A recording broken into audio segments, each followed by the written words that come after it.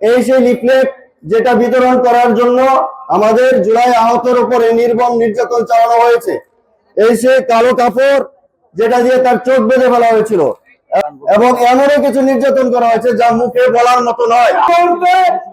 আমাকে তাদের সিগারেটের আগুন দিয়ে আমার হাতকে পুড়িয়ে দেওয়া হয়েছে। যারা মাথা থেকে পা পর্যন্ত কালো কাপড় ছিল তাদেরকে চিনার কোনো উপায় নাই। তারা আমার মাথায় পিস্তল ঠেকিয়ে তাদের ভাইকে তুলে 1 ঘন্টা সময় রাস্তা দিয়ে নিয়ে কোন একটা বাড়ির ছাদে আমাকে নিয়ে যায়। গত কিছুদিন যাবৎ সে গণভোটে হ্যার পক্ষে প্রচারণা চালিয়ে যাচ্ছিল। এই প্রচারণার কারণে তাকে নানান ধরনের হুমকি ধামকি দেওয়া হচ্ছিল, কিন্তু সে এতে দমে যায় নাই। সে প্রচারণা চালিয়ে যাচ্ছিল বিধায় গত 6 তারিখ তাকে দুর্বৃত্তরা অপহরণ করে এবং তার উপর নির্মম নির্যাতন চালায়। নির্যাতন আমাদের উপর চালানো হয়েছে।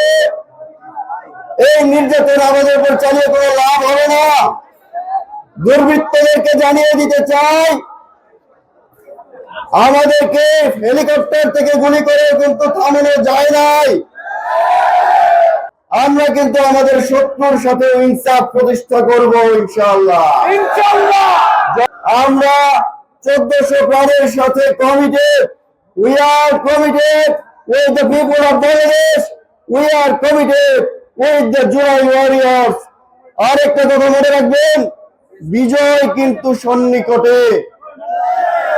বিজয় সন্নিকটে। নাসরুম মিনাল্লাহ ওয়া ফাতহুন করিব।